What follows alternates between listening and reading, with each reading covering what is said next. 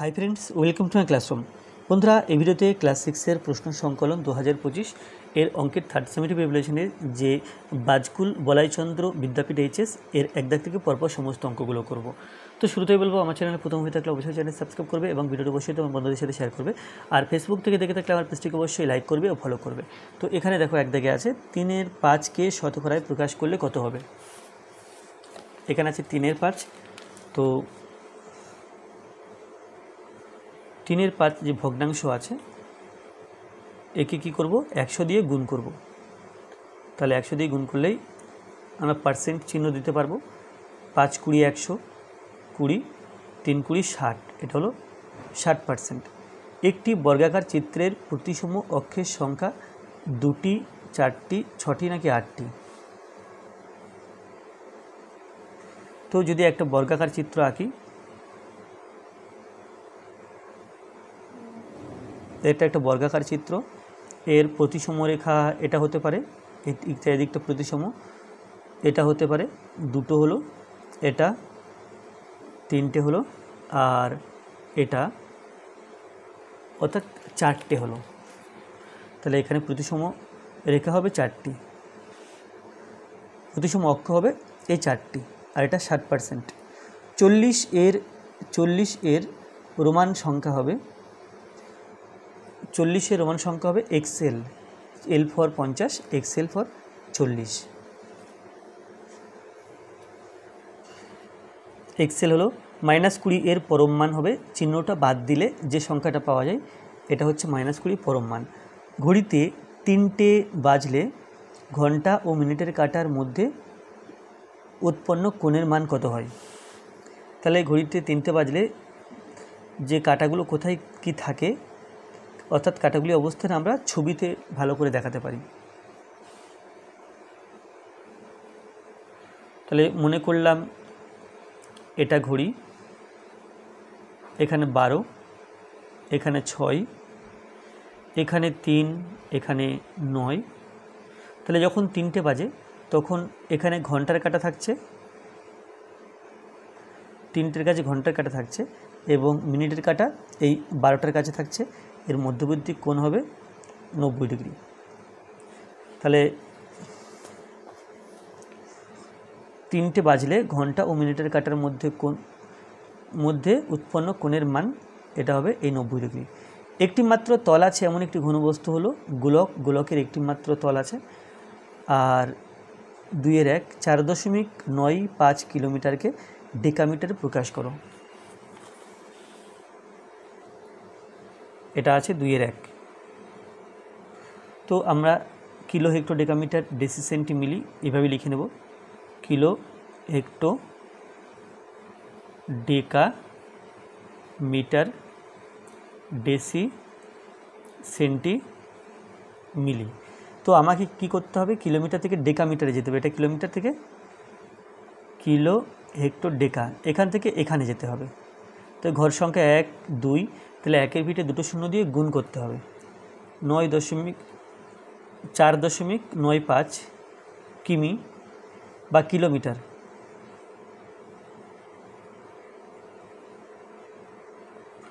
সমান 4.95 ইন্টু 1-এর পিঠে 2টো শূন্য দেবো, যেহেতু 2 ঘর যেতে হচ্ছে, এটা হবে ডেকামিটার।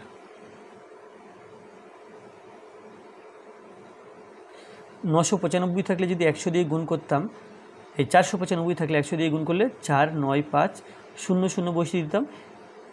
আচ্ছা, তো যেহেতু দুটো অঙ্কের আগে দশমিক আছে, একটা দুটো, আমরাও এই দুটো অঙ্কের আগে দশমিক বসাবো। এত ডেকামিটার হবে সমান 495 ডেকামিটার।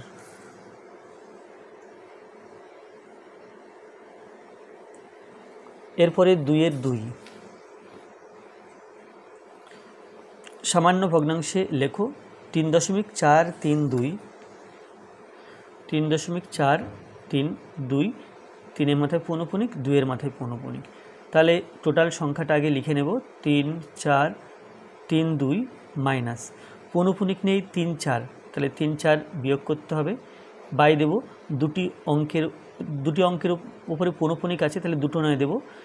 আর দশমিক ও পৌনপুনিক এর মাঝখানে একটা সংখ্যা আছে, তাহলে এখানে একটা শূন্য দেব। তো 3 4 3 2, তার থেকে 3 4 বিয়োগ করতে হবে।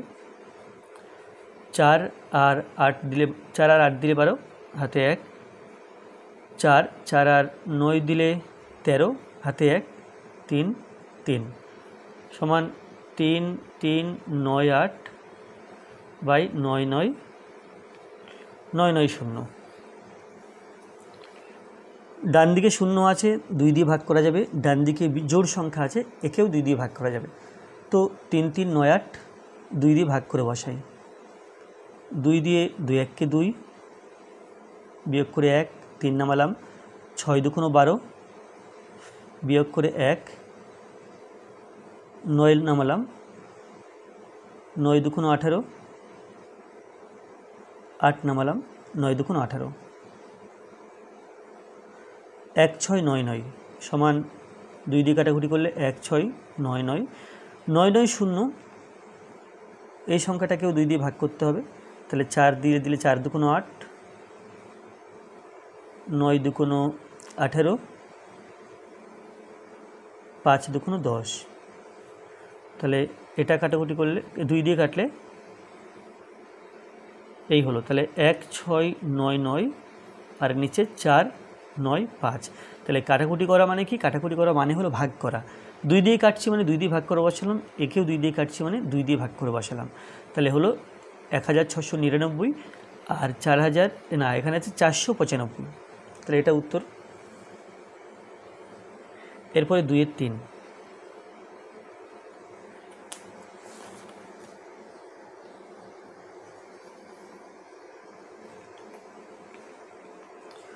যোগফল নির্ণয় করো।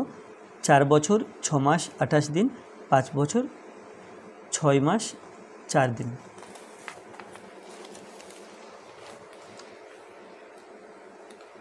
এখানে 8 বছর আছে, 8 বছর 6 মাস 28 দিন।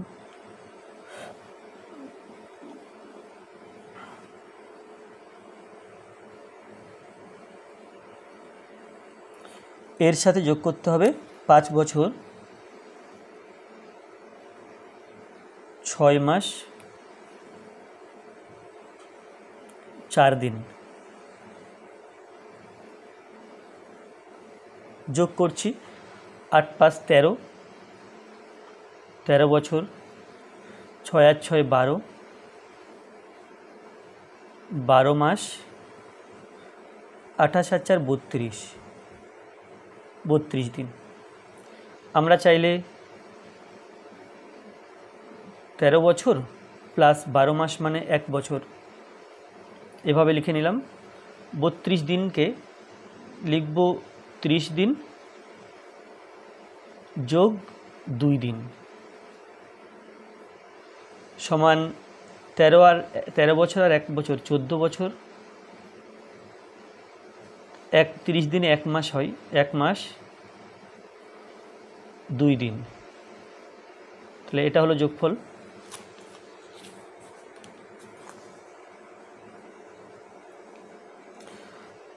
$210 3:4 অনুপাতে ফতেমা ও শালিকের মধ্যে ভাগ করলে কে কত টাকা পাবে?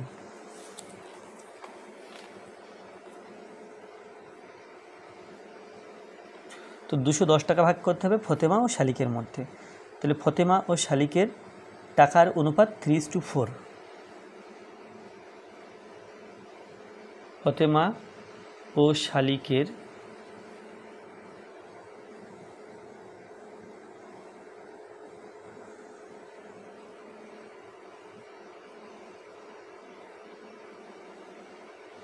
টাকার অনুপাত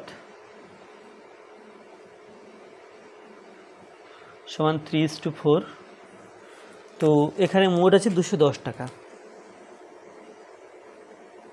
মোট টাকা সমান 210 টাকা। অতএব ফতেমার টাকা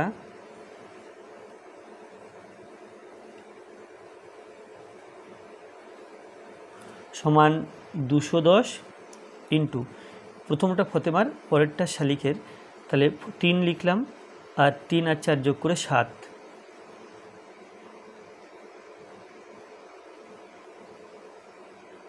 তাহলে 3 7 21, 30 হলো, 30 আর 3 গুণ করলে 3 30 90, তাহলে এটা হলো 90 টাকা। ও শালিকের টাকা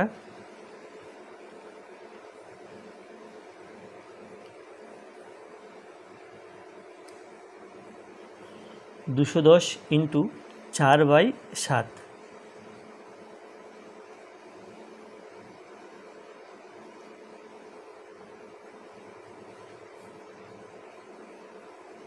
তিন 12 সমান 120 টাকা। তাহলে ফতেমার টাকা 90 টাকা এবং শালিকের টাকা হচ্ছে 120 টাকা। 2013 সালের স্বাধীনতা দিবস বৃহস্পতিবার ছিল। 2016 সালের স্বাধীনতা দিবস কী বার নির্ণয় করো। 2013 সালের স্বাধীনতা দিবস বৃহস্পতিবার ছিল, তাহলে 2016 সালের স্বাধীনতা দিবস কী বার হবে নির্ণয় করো। তাহলে 2013 সালের 15 আগস্ট মানে স্বাধীনতা দিবস থেকে 2016 সালের 15 আগস্ট কতদিন হচ্ছে মোট দিন সংখ্যা বের করে নিতে হবে প্রথমে।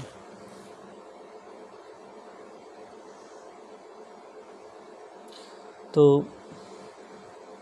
2013 সালের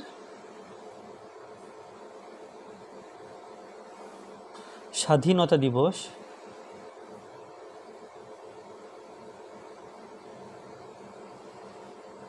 সমান বৃহস্পতিবার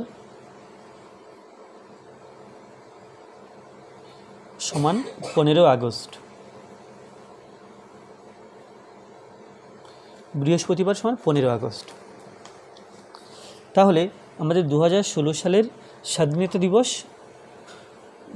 কবে হবে সেটা বের করতে হবে। তাহলে 2013 সালের 15 আগস্ট থেকে 2016 সালের 15 আগস্ট পর্যন্ত মোট দিন সংখ্যা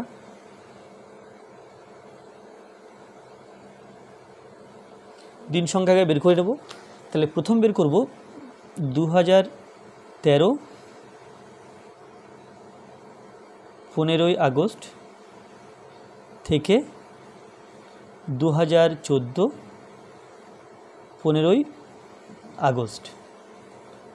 তাহলে এর মধ্যে দেখো আগস্ট 2014 সালে ফেব্রুয়ারি মাসটা এই 2014 সালের পড়ছে, তো 2014 সাল লিপিয়ার নয়, সুতরাং কী হবে 2013 সালের 15 আগস্ট থেকে 2014 সালের 15 আগস্ট এটা 365 দিন হবে, কারণ ফেব্রুয়ারি মাসটা এখানে 28 দিনে।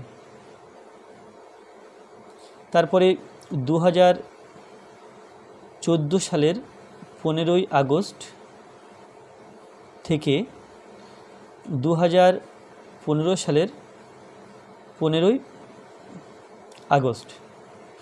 তাহলে এই 2015 সালে যে আমরা 2014 সালের আগস্ট থেকে 2015 সালের আগস্টে যেতে গেলে মাঝখানে একটা ফেব্রুয়ারি মাস পড়ছে যেটা কিনা 2015 সালের, তাহলে 2015 সাল লিপিয়ার নয়, সুতরাং এখানেও 365 দিন হবে। আর আছে 2015 সালের 15 আগস্ট থেকে 2016 সালের 15 আগস্ট। তাহলে দেখো 2016 সালটা লিপিয়ার, কারণ 2016কে 4 দিয়ে ভাগ করা যায়, সেই জন্য এইখানে যে ফেব্রুয়ারি মাসটা পড়ছে সেটা কিন্তু 29 দিনে। তাহলে এমনি নর্মাল বছর হলে এটা 365 দিন হতো, যেহেতু এটা লিপিয়ার সেই জন্য এটা 366 দিন হবে। তাহলে মোট দিন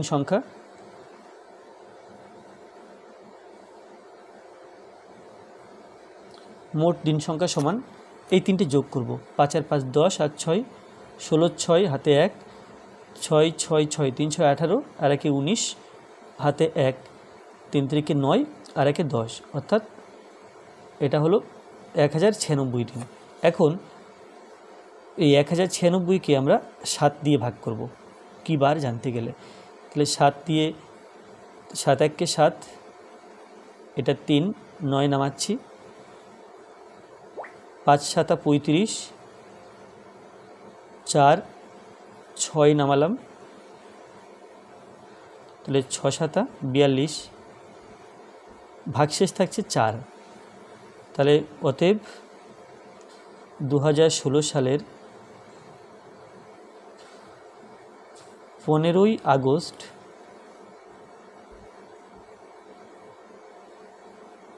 কি হবে, বৃহস্পতিবার থেকে আরও 4 বেশি সমান বৃহস্পতিবার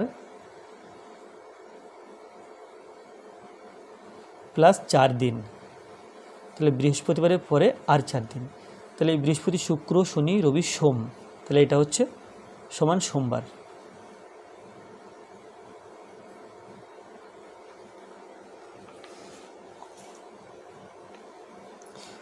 বৃত্তকলা কাকে বলে?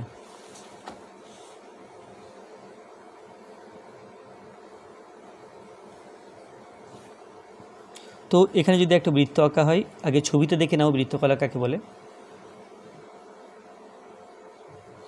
মনে করো এই যে এটা বৃত্তের জ্যা, টোটালটা বৃত্তের পরিধি, তাহলে এই জ্যা নিলাম। এখান থেকে এই যে পুরো ছবিটা আমি আলাদা করে এখানে মার্ক করছি, এইটাকে বলা হয় বৃত্তকলা। অর্থাৎ নির্দিষ্ট দৈর্ঘ্যের জ্যা এবং বৃত্তের 2 ব্যাসার্ধ মিলে যে অঞ্চল তৈরি হয় তাকে বলা হয় বৃত্তকলা।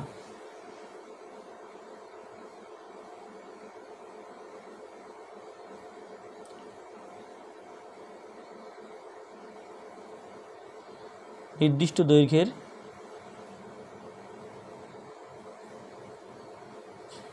জ্যা ও জ্যায়ের প্রান্ত বিন্দুদ্বয় সংযোগকারী ব্যাসার্ধ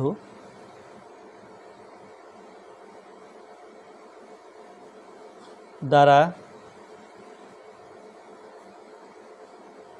সীমাবদ্ধ অঞ্চলকে বৃত্তকলা বলা হয়।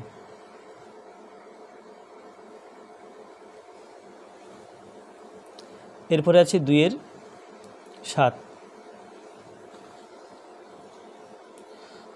আমার ও দাদার বর্তমান বয়সের সমষ্টি 20 বছর, x বছর আগে আমাদের বয়সের সমষ্টি কত ছিল তা নির্ণয় করো। তাহলে এখন আছে 20 বছর করে,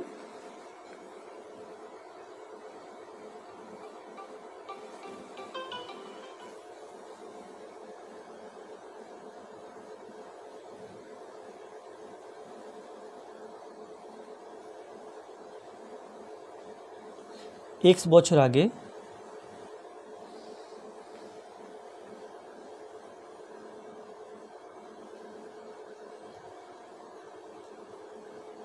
তাহলে x আগে নিশ্চয়ই কম ছিল, তাহলে 20 থেকে x কম বছর কম হবে। তাহলে সমষ্টি আছে 20, আমার ও দাদার বর্তমান বয়সের সমষ্টি 20 বছর। আচ্ছা আচ্ছা, আমার বয়স 20 বছর না, আমার ও দাদার বর্তমান বয়সের সমষ্টি 20 বছর। তো আমার ও দাদার বর্তমান আমার দাদার বর্তমান মোট বয়স লিখে দিই, বর্তমান মোট বয়স 20 বছর। x বছর আগে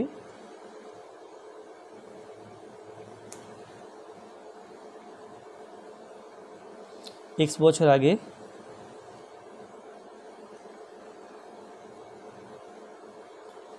বয়সের সমষ্টি ছিল, তাহলে এখন বয়স 20 বছর, আমার জন্য x বছর কমবে, দাদার জন্য আর x বছর কমবে,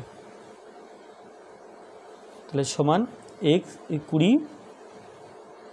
x আর x 2x, 20 মাইনাস 2x বছর।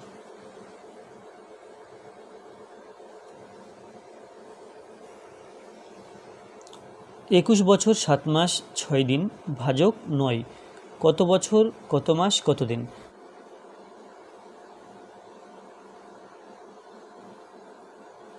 তিনের এক। এখানে আছে 21 বছর 7 মাস আর 6 দিন। ভাগ করব 9 দিয়ে। তো এখানে বছর লিখব, এখানে মাস লিখব, আর এখানে দিন লিখব। তাহলে 21-এর মধ্যে 9 দুইবার যাবে, 2 দিলাম, তাহলে 2 দিলে 9 দুগুণ 18। এখানে 3 পাচ্ছি, তাহলে 3টা কিন্তু আমরা বছর পেলাম। তো 3 বছরকে, যেহেতু 9 3-এর মধ্যে যাবে না, তাহলে 3 বছরকে মাসে পরিণত করতে হবে। তো 12 দিয়ে গুণ করলাম, সমান হলো 3 12 36 মাস, আর এখানে 7 মাস আছে, তাহলে এখানে প্লাস 7 মাস করব। 36 6 দুগুণ 12 13, এটা হলো 43 মাস। এরপরে 9 দিয়ে আবার 43কে ভাগ করতে হবে। তো 4 নং 36, 5 4 নং 36 4 4 দিলাম, 4 নং 36, 6 আর 7 দিলে 13 হয়, হাতে 1, ঠিক আছে, এটা 7 মাস হলো। তাহলে 9 7-এর মধ্যে আবার যাচ্ছে না, তাহলে কি করব, এই 7 মাসকে দিনে পরিণত করব। তাহলে 30 দিনে 1 মাস হয়, সমান 3 সাথে 21, অর্থাৎ 210 দিন। আর এখানে আছে 6 দিন, তাহলে 216 দিন। তাহলে এবার 9 দিয়ে ভাগ করব 216-কে। তো প্রথমে 9 দুগুণ 18,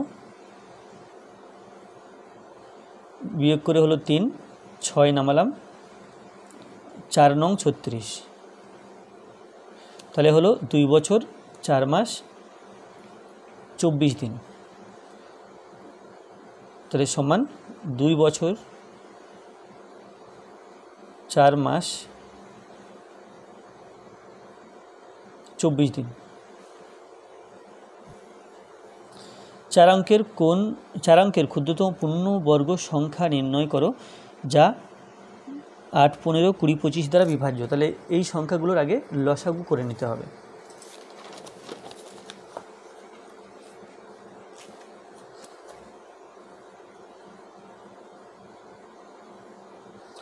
তো 8 15 20 ও 25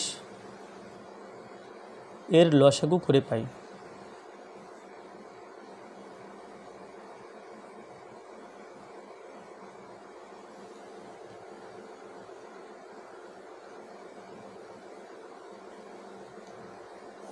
প্রথমে 2 দিয়ে 4 দুগুণ 8, 15, 10 দুগুণ 20, 25। তারপরে 5 দিয়ে দেব, না আবার 2 দিয়ে যাবে, 2 দুগুণ 4, 15, 5 দুগুণ 10, 25। 5 দিয়ে দেব, 2 পেলাম, 3 5 15, 5 1 5, 5 5 25। অতএব লসাগু 2 2 5, 2 3 5, 3 5 15, 15 দুগুণ 30, 3 5 30 হোম, 3 5 15, অর্থাৎ 150, 150 ডবল 300, 300 ডবল 600। তাহলে 600-র মধ্যে 1 জোড়া 2 আছে, 1 জোড়া 5 আছে, কিন্তু 3 দুগুণ 6, 6 কিন্তু আর 1 জোড়া নেই। তাহলে 600-কে প্রথমে কি করব, পূর্ণবর্গ করার জন্য 6 দিয়ে গুণ করে নেব, তাহলে এটা হবে 3600। এখন 4 অঙ্কের ক্ষুদ্রতম সংখ্যা খুঁজতে হবে, যে পূর্ণবর্গ সংখ্যা হবে এবং এই সংখ্যাগুলো দিয়ে বিভাজ্য হবে।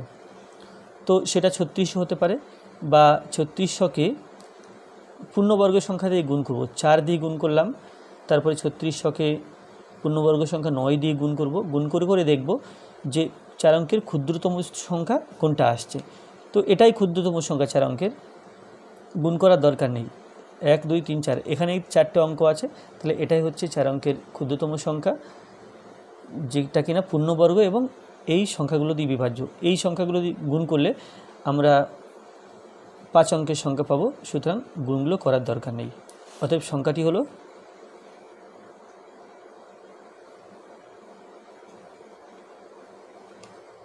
3600।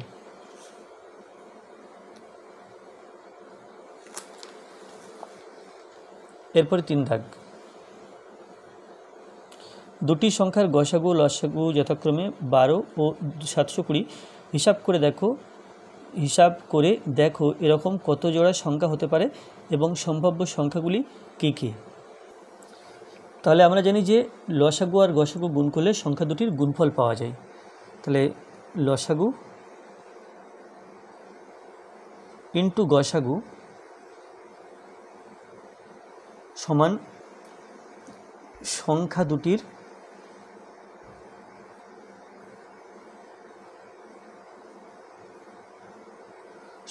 গুণফল। তো এখানে লসাগু আছে 12 আর গসাগু আছে 720।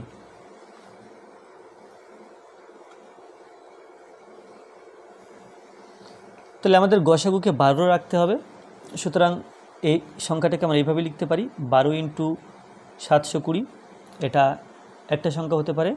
তারপরে 720কে যদি আমরা উৎপাদকে ভেঙে নিই, 2 দিয়ে 36 অর্থাৎ 360, তো আবার 2 দিয়ে 180, 2 দিয়ে 90, 2 দিয়ে 45, 3 দিয়ে 15, 3 দিয়ে 5। তাহলে যেহেতু 12 রাখতে হবে, তো এখানে আমরা করতে পারি কি 12 ইন্টু 720 করতে পারি, আর 12 ডবল 24, এখানে যদি 24 নিই 3, আচ্ছা এখানে 12 থাকছে না, তাহলে এখানে লিখতে পারি 24, 12কে ডবল করলাম, একে হাফ করব 360, এভাবে নিতে পারি। বা একে 3 দিয়ে ভাগ করে একে 3 দিয়ে গুণ করছি, 3 বারং 36 আর 3 24 72, অর্থাৎ 240। আচ্ছা এখান থেকে 5 দিয়ে ভাগ করে একে 5 দিয়ে গুণ করব, তাহলে 5 বারং 60, আর এই সংখ্যাটাকে 5 দিয়ে গুণ করলে হবে 36। 60 ও 36 হতে পারে।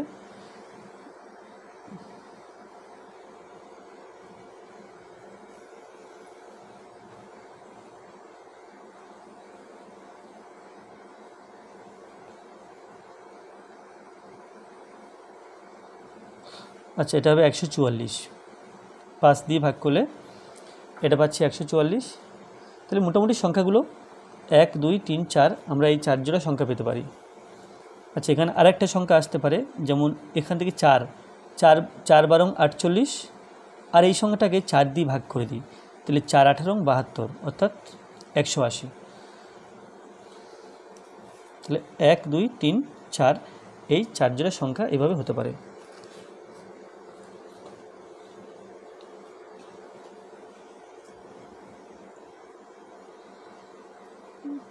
আঠাশ 33 42 ও 77 দ্বারা বিভাজ্য যে সংখ্যাটি 98,765 এর নিকটতম তা নির্ণয় করো।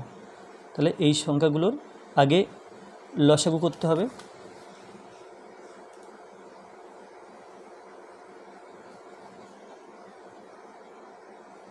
আঠাশ 33 42 ও 77 এর লসাগু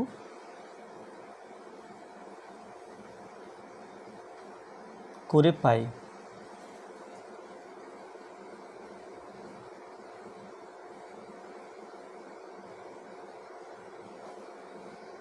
দুই দিয়ে দিলে 14 দুগুণ 28, 33, এটা 21 দুগুণ 42, 77।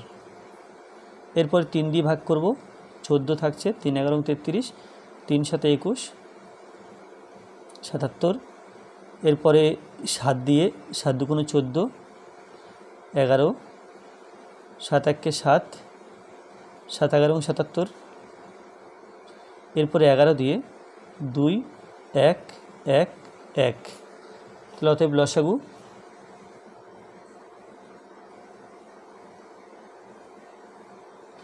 সমান 2 3 7 11।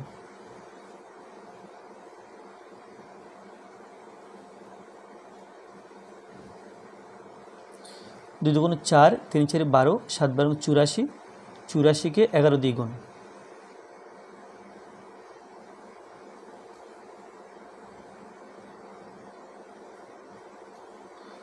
সমান 924। এরপর 924 দিয়ে প্রদত্ত সংখ্যাটিকে ভাগ করব। 9 8 7 6 5, প্রথমে 1 দিয়ে দিলাম, 3 6 6 নামালাম, 5 নামালাম, তাহলে 7 দিয়ে হতে পারে বা 6 দিয়ে হতে পারে।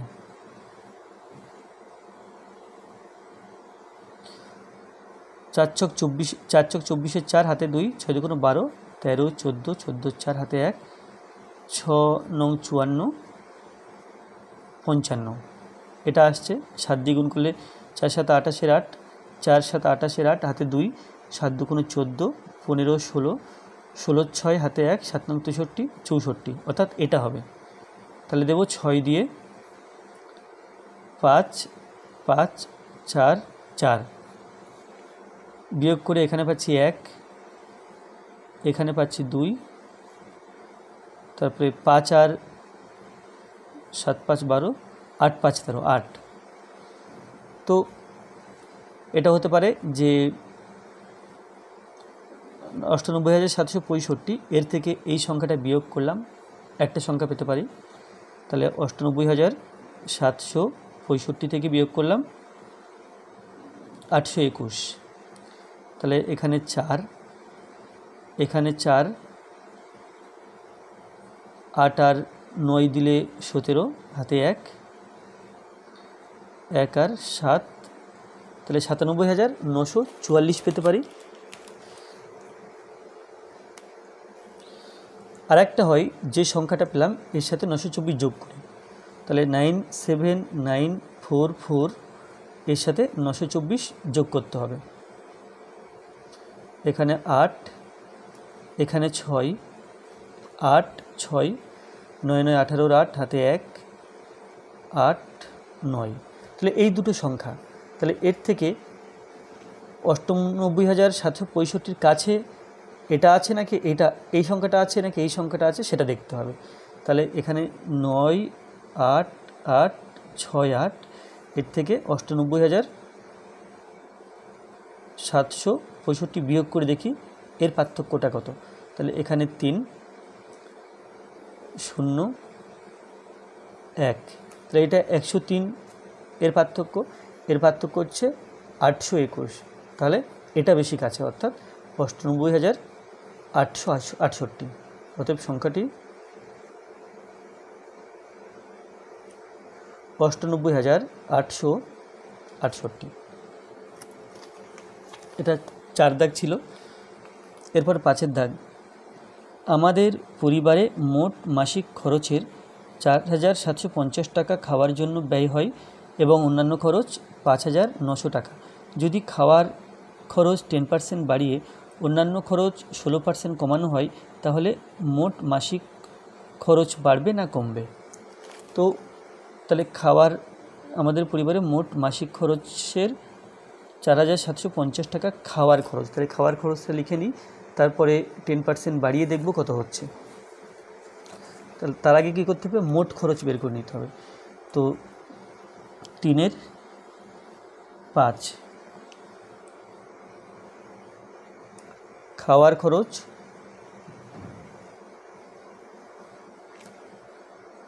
4,750,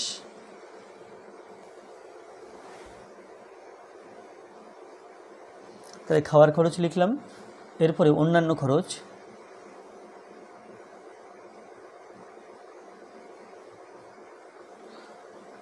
$5,900, 900 টাকা,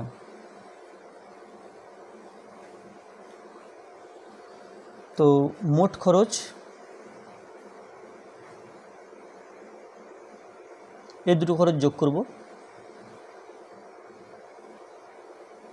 0 5 16 6 হাতে 1 10,650 টাকা হচ্ছে মোট খরচ। এবার 10% খাওয়ার খরচ বেড়েছে, 10% বাড়লে 10% বাড়লে আচ্ছা, তাহলে এখানে 10% বাড়লে খাওয়ার খরচ কত হয় দেখব না, এখান থেকে কত বাড়লো সেটা দেখে নিই। তাহলে 4,750 টাকার 10% সমান 4,750 ইন্টু 10/100 টাকা। 10 দিয়ে কাটাকুটি করলে 10 10কে 100, আর এটা হচ্ছে 475 সমান 475 টাকা বাড়লো। আর 16% কমানো হয়েছে অন্যান্য খরচ। তাহলে অন্যান্য খরচ আছে এই যে 5,900 টাকা, 5,900 টাকার 16%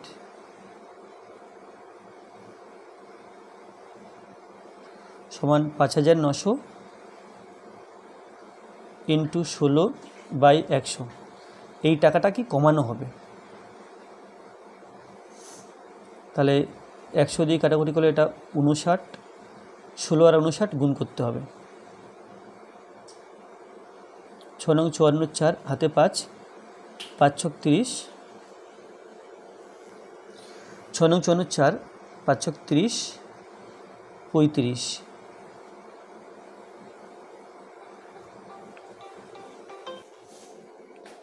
14 4 হাতে 1 9 সমান 944 টাকা।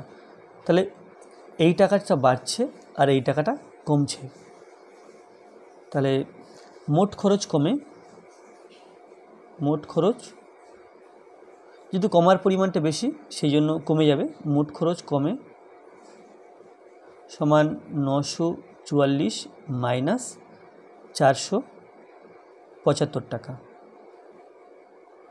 944 থেকে 475 বিয়োগ করতে হবে, এটা হলো 9 হাতে 1 8 8 আর 6 14 হাতে 1 5 4 সমান 469 টাকা।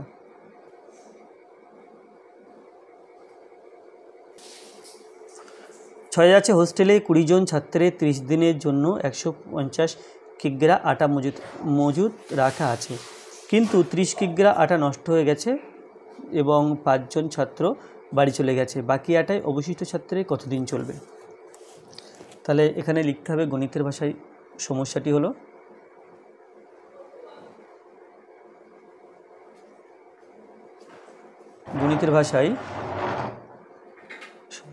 হলো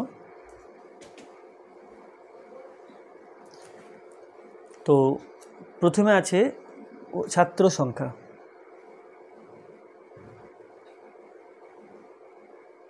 ছাত্র সংখ্যা জন দিয়ে ছাত্র সংখ্যা আছে, তারপরে সময়টা আছে দিনে, আর তারপরে আছে আটার পরিমাণ,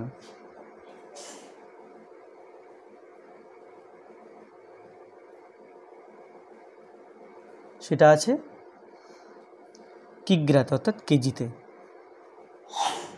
তো এখানে ছাত্র সংখ্যা 20 জন, সময় 30 দিনের জন্য মজুদ ছিল, আচ্ছা, কিন্তু 30 কিগ্রা আটা নষ্ট হয়ে গেছে, তাহলে 30 দিন চলতো এবং আটার পরিমাণ ছিল 150 কিগ্রা। এখন কিন্তু 30 কিগ্রা আটা নষ্ট হয়ে গেছে, তাহলে 150 থেকে 30 বিয়োগ করতে হবে, তাহলে এটা হবে সমান 120 কিগ্রা। 5 জন ছাত্র বাড়ি চলে গেছে, ছাত্র 20 মাইনাস 5 সমান 15, আর এটা কতদিন চলবে এটা বের করতে হবে। তো ঐকিক নিয়মে করব, তাহলে সময় যেহেতু বের করতে হবে সময়টাকে ডান দিকে রাখব।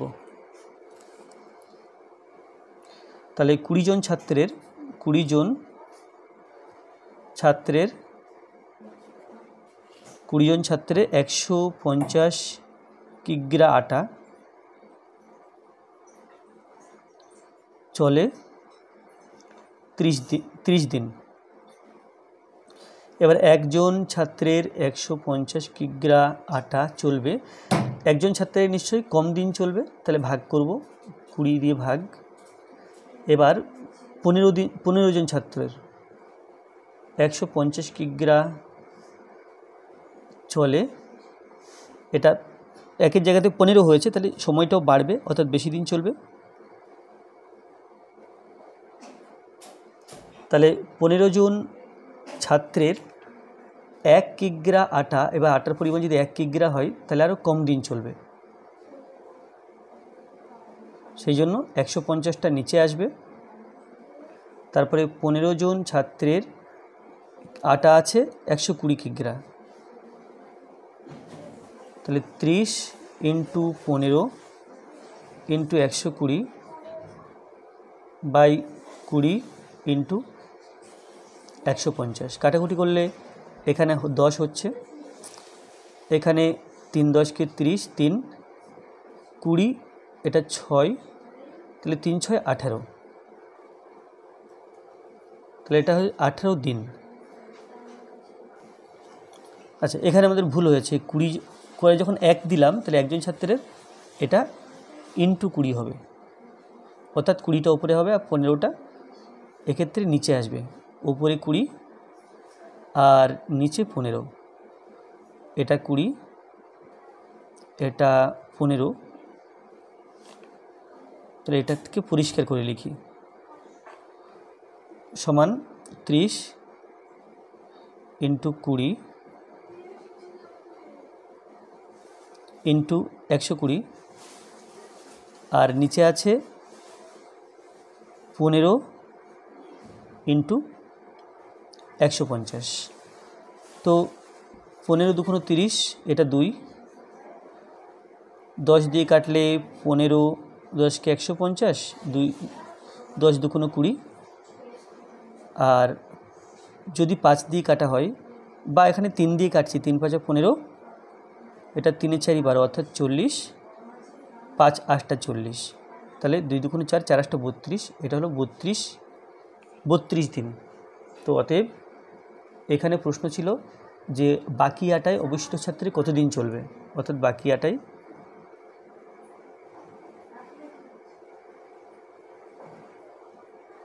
অবশিষ্ট